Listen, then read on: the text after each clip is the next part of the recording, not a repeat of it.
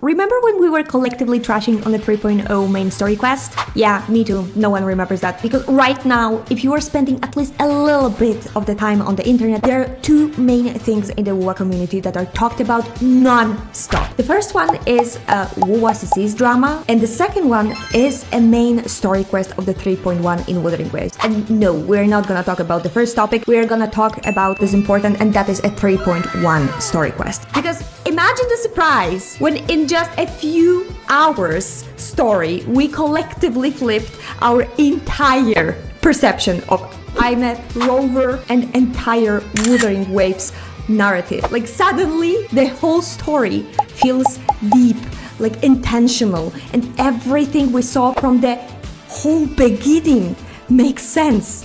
And yes, it is still a gacha and it has gacha limitations that does not magically disappear, but 3.1 delivered a huge payoff to things that were slowly setting up way before. I believe that we finally see what creators wanted to share with us. And that is exactly what we are going to unpack today. Like what changed, what worked, and why 3.1 feels so different compared to 3.0 and everything before. Hello my little starlights, it's yours truly, Luminara here. Take your tea or coffee and let us get started.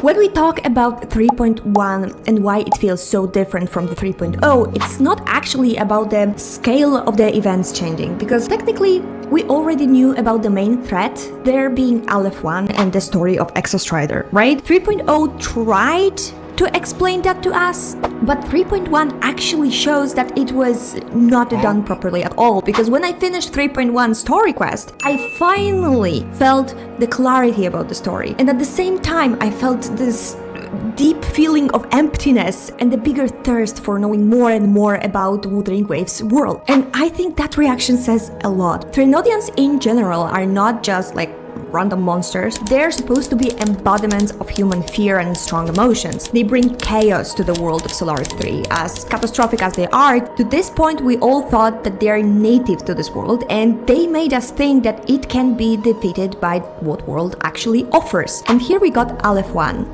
Aleph 1 is described as the void storm that arrived from outside the Solaris 3 through the Strider Gate. It is alien, and I like native Threnodians, it is way more terrifying. It erases the whole existence of every living being completely. They presented the concept as a black hole. So we are not only fighting, like for example, fear manifested within this world. We are confronting something completely overwhelming in terms of the scale and comprehension. Even in the real world, we know how terrifying black holes are, and using it as a concept for an opposing force in the story feels overwhelming. But even if the scale of the threat is bigger than ever, this is actually the first time when I truly care and I want to fight. 3.1 does not reduce the scale, better yet, it makes it even more enormous by finally explaining in detail what this Aleph 1 really is. But at the same time, it introduces something very simple, very grounded, and something that is universal to all of us.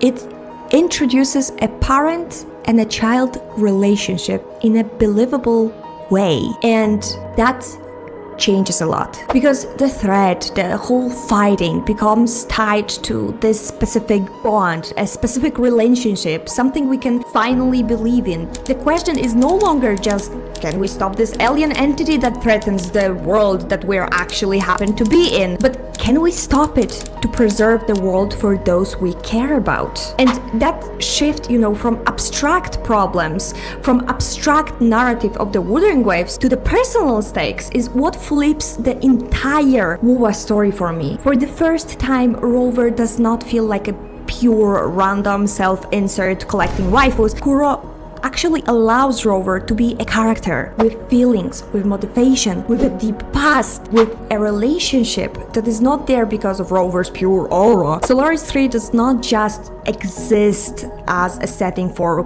cool and big concepts, it finally feels like something worth fighting for.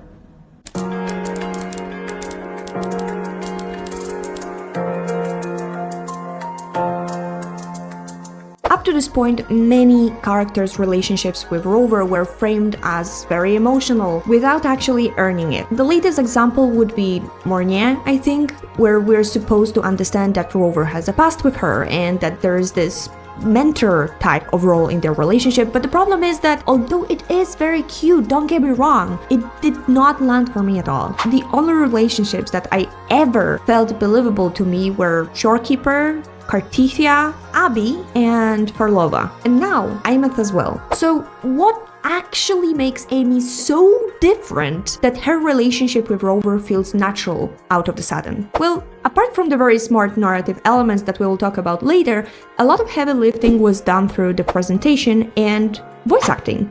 First of all, we can again see the narrative split in the story, right? But this time it is not two disconnected halves, it was actually used as a smart way of presenting two sides of the same story. The story of Aemeath and Rover, past and present. The first half works as an introduction to Aemeath. We are asked to help her, but at the same time, we're also able to do something for ourselves, like stop the leakage of our frequencies. So this is a win-win situation for both sides. That was also the case in Septimont, where we agreed to take part in the Great Hunt alongside Augusta and Yuna, but at the same time, we had our own agendas for that. For me personally, this is a presentation of a character who is willing to help, but also has personal reasons to move forward with that. So we start to learn about Aemeath by looking for remnants of her past. We learn about her personality, her dreams, her passions. We see that there's still people who care about her, even though she has been gone like for over 10 years. We learned that she had lived her life fully and had actually a bright future. At the same time, she keeps everything behind a damn smile. Even when explaining things that normally would bring everyone to tears, she's still smiling, and in these moments, we see that Rover can actually see through her facade. They're not fully trust this bubbly type of persona. For some reason, they can see something is freaking wrong, and Rover finally shares more of their inner dialogue with us. And because we can see something is off, because of that, we see Rover's personality more clearly. And since we also feel that something is off here, we can identify with Rover even better than ever. As the story unfolds, we learn more and more overwhelming information about Aemeath's past, things that would normally completely break the person, but for some reason she still keeps smiling. And then we reach the center of the story, the complete turning point, the revelation that Aemeath is our adoptive daughter. I really appreciate that scene because it felt so natural to me, like her hesitation, knowing how crazy that would sound if she just approached us and said it out of nowhere, not knowing how to start the topic, wanting the moment to be perfect, wanting the timing to be perfect. Like, how many of us struggle with the same things in real life? After that, we move into the second part. We think we already have all the important information and we can proceed with the mission. And this is where we get bomb after bomb after bomb after bomb of freaking lore drops. Sigillon 1 broke my heart into the million pieces. Let me know down in the comments what, in your opinions, was the bigger lore drop. For the first time, we truly see Rover, not just their emotions here and there or a little bit of personality, but their past and how it affected the past quote-unquote Rover and the one we have right now. Rover did not want this life. They were sent to Solaris 3 with a specific mission, an impossible mission that is a never-ending one. No matter how they tried, there was no victory in sight, and at some point, all they wanted was to go home. They were tired. They maybe did not see any other options. They just wanted a happy and carefree life. The exact same thing that Rover wanted for Aemeath. And it hit me so freaking hard, because a real parent always wants their child to live a better life than they did. You know, in Poland, where I come from, my parents' generation grew up in the aftermath of war and communism. Survival is still basically in their mindset. I clearly remember my parents saying that they were doing everything for their children so that at least our lives would be easier. When I got older, I started realizing how much they sacrificed so I could have a beautiful childhood, so I could focus on memories, friends, education, so I could choose any city that I wanted for university, so I could choose a career that I am actually passionate about. So yeah, this moment hit me so deeply because I am at the stage of my life where I realize that more and more, and I want to show my parents that, hey, I see it now.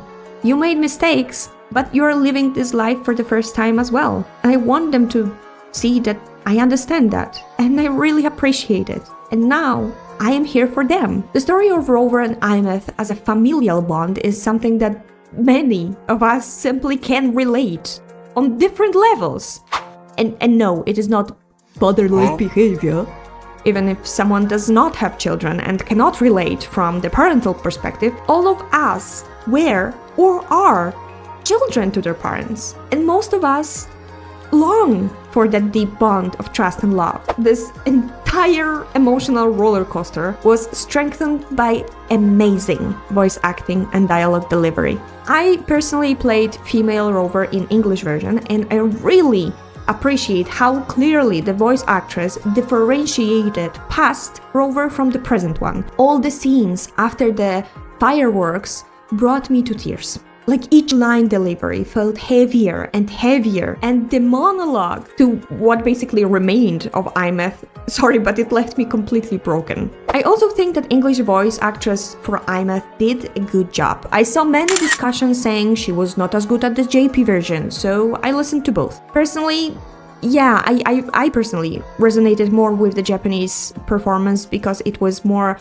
openly emotional. But I can't agree that English version was way worse. I think those were simply different approaches, okay? So JP expressed devastation more visibly. English shows exhaustion, the kind of sadness where you do not have even strength to scream or cry anymore. At the end of the day, I appreciate both performances and the range they showed. Thanks to that, I experienced two completely different deliveries of the same story and cried for another day. Yeah. And what is ironic is that even after Aemeath's sacrifice, the connection between her and Rover still feels real to me. Everything we witness in the Afterstory makes me sure that Rover will do anything to bring Amy back. I have never felt that level of conviction before in the story. Maybe when we were saving Shorekeeper, but it was so long ago. Kuro really managed to show that there was something truly deep between those two characters in one separate story, which is actually crazy to me. The narration and dialogue were actually not the only reasons this bond worked. It was also gestures. The repeated small acts of affection that at first felt completely random, but later had a very, very strong emotional payoff.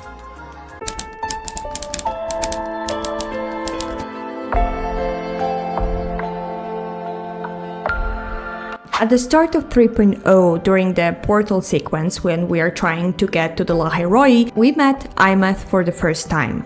At least from our perspective. She saves us from a crippling grasp of Aleph 1 and helps us travel safely to Lahairoi. At the end of that sequence, she suddenly does this adorable boop on our nose. At that moment, we do not really think about it that much. It just feels like a cute detail that shows maybe her personality. You know, a small playful gesture. Oh, how wrong we were. Later in the story, we get that scene and we suddenly realize that this simple little gesture is completely not random. It is actually an act of love, a sign of affection, a symbol of the parental bond between Rover and Aemeath. The same gesture is then repeated during emotionally heavy moments in the 3.1 story quest. It becomes an anchor to their relationship, like a non-verbal way of saying, I love you and I care about you. This gesture actually travels across time, across space, across swiped memories, and still carries emotional weight. It works as a narrative tool that makes us believe in the depth of this relationship even more. And suddenly that little small moment from the beginning, which at first felt completely random, becomes this closing frame of the entire 3.1 story and the entire relationship between Aemeath and Rover. In those last moments, whatever is left of her makes the same boop and says, "Don't be sad." Saying that I started crying would be an understatement. I mean, I completely lost it, okay? I believe a lot of us has this biggest fear in life of losing people that we care about. And this story touches those deep existential fears. The idea of parents outliving their children, watching your child slowly fade away and feeling helpless because there is nothing you can do to stop it. Rover did everything they could to save her, but she had already made her decision. She chose to sacrifice herself, just like their parent did, just as they both wanted to be there for everyone as they head towards the shared future. Leaving the past behind, huh?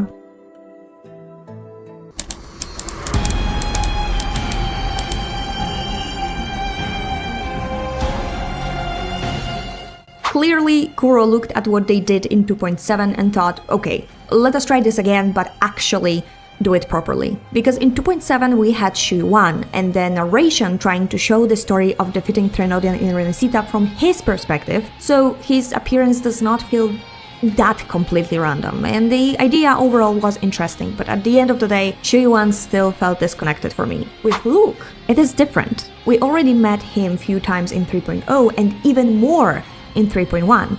We already knew there was a history between him and Rover. We already knew he was not saying everything back then, and we could feel that there was even more to him. So him being in the center of the 3.1 Afterstory felt very natural from a narrative standpoint. It was finally Luuk that not only understands the importance of saving Aemeath for Rover, but it is also him who stops us and is a voice of reason when Rover wants to act on impulses of a worried parent. By trying to do so, he actually shows us more about the elusive organization and their possible involvement in Lahairoi's events. Fractsidus. Apparently, Luuk was deeply involved in that, gathering intel for years. For us. A lot of people were suspicious about Nivora from the start. We all felt that something was off, and when the reveal hits that she was the Grand Architect all along, it was still insane. Even if people speculated from the beginning about it, it still hit us like a freaking truck. Mostly but the amazing presentation, voice acting, and cinematic cutscenes. We fully realized that we are being watched the whole time since we first stepped foot in Lahairoi. And thanks to the intel we got in the Afterstory from Luuk, Fractsidus actually finally started to feel like a real organized threat. Like, we learn about their structure, we learn about how they're operating, even the fact of how they actually possess and need all the funds that make them be able to work in all Solaris 3 made them feel, real. But the part that really made my skin crawl was the Grand Architect himself. The fact of his longevity, the obsession with what lies beyond the etheric sea, the emotional numbness, the fact that he does not even properly remember impersonating Luke's father. That level of detachment is disgusting, it's psychopathic. The implication that it was him who might be directly involved in Amy's death, not only fate but his potential actions, that the damaged seal incident and the attempt to release the Aleph 1 might have been intentional all along. Those revelations were one of the heaviest we learned, because now it is not just a tragic fate that happened to Aemeath, it might be a straight up manipulation. By the way, the flicker of the finger as Rover understands those words made me feel their anger deep inside me as well. Let me know down in the comments if you had the same feeling. Actually, this moment made me question everything, because if we think about it, Amy's story more or less mirror Rover. So what if Rover was also placed here for someone else's agenda? Not like this grand hero that is supposed to save Solaris 3, but because maybe someone needed them as a tool? or needed to get rid of them. I don't know, that thought is uncomfortable. I love how Afterstory approached Rover trying to cope with grief and failing at it miserably. When Luuk tries to talk to Rover about something that does not involve saving Aemeath, Rover just shuts it down. They do not want to process. They want action. They want to move. That is the only thing they know how to do, and this perfectly stands with how Rover acts up to this point. They do not know how to sit with grief. They will do anything to save their daughter like everyone else's before. So for me, the Afterstory worked because it felt like a continuation to what we know. It gave us answers, it gave us direction, it pointed toward the new federation, it expanded Fractsidus, it deepened and explained our relationship with Luuk, and now I genuinely cannot wait to see what happens next and kick Grand Architects and Aleph Swan the asses. Also, as an addition, I really appreciate that we had the chance to see Lucilla and Sigrica even more. I feel like those characters actually matter to the story, and seeing them again makes the world feel more connected. For example, Sigrica during the therapy session with Luuk, seeing more of her personality, this bubbly girl who also carries insecurities and fears, made me want to know even more about her. And the same goes for Lucilla. Yeah, she can be nosy, but it feels like it comes from a place of maturity and responsibility, like she genuinely wants what is best for the Academy. I'm really happy about that, because it feels again like characters are integrated into the story. They're not just appearing for one patch and disappearing after their bonus, and I really appreciate that.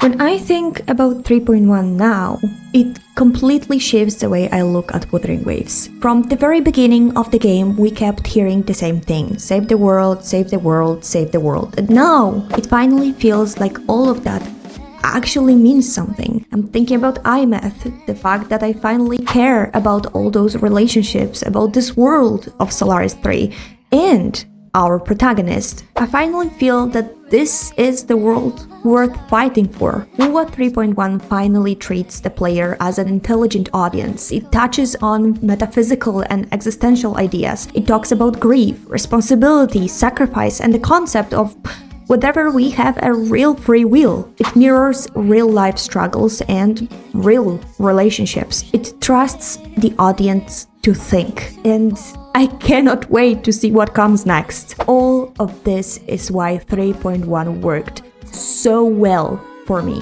I will still share my honest opinions if something does not work for me in the future, but I genuinely appreciate what 3.1 achieved. Now I want to hear from you. Why do you think 3.1 actually worked? Or maybe it did not for you.